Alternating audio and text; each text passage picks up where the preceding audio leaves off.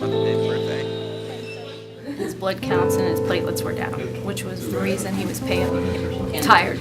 So that's when he got his first transfusion on October 28th of platelets and red blood cells. And after that, he seemed perfectly normal, 100% his health.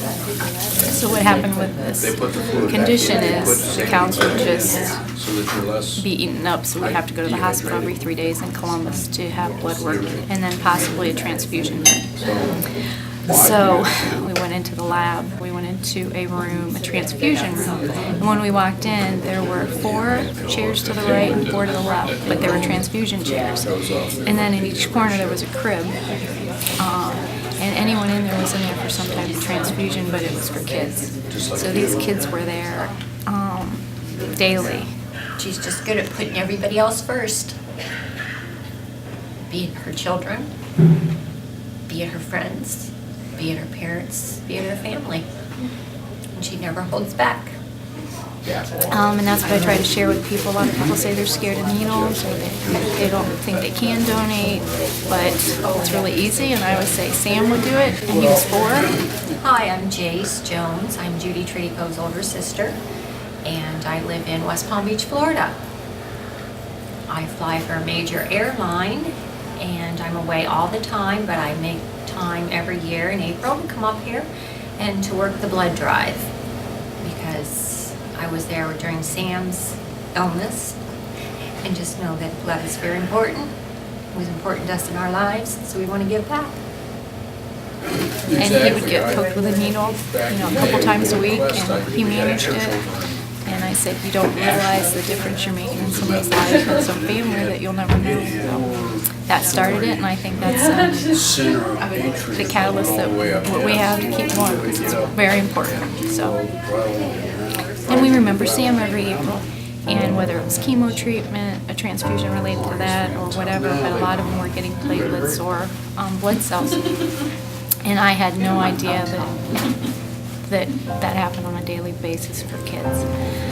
So through Sam's 2-month ordeal, many times he needed platelets or he needed red blood cells. I am Sophie Tridico, and I am the daughter and nominator of my mom, Judy Tridico. Well, this is my crown, and I made it in social studies class today. We are doing the unit on ancient Kush, which is underneath ancient Egypt. The Romans had taken over Egypt, and the Kushites were led by a girl queen, and we led a charge against Roman forts, and I lost an eye in battle. Well, it was the way he made his jokes, the way he laughed, and the way he smiled. He got pale and he looked sad, but when he got his blood transfusion, he got a lot of color back, and he was more energetic and was a lot happier than before.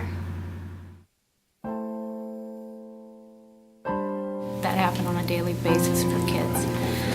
So through Sam's 2-month ordeal, many times he needed platelets or he needed red blood cells. He was back to his old self and was energetic and happy-go-lucky. I mean, you could tell when they were dropping because he'd be a little run down.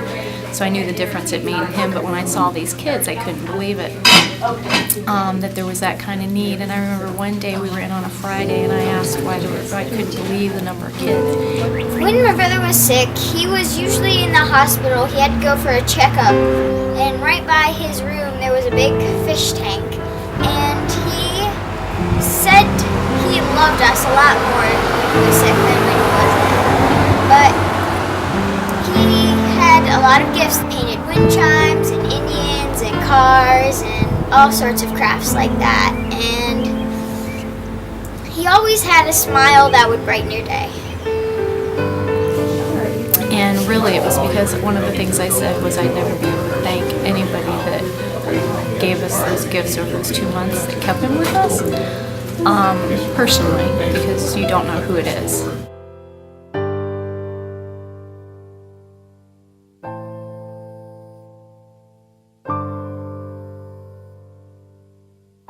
So after Sam died in December. One of the things my sister suggested, she said, maybe it would be a nice idea if we didn't blood drive. Because think of all the times we said, what would we have done if somebody had human blood?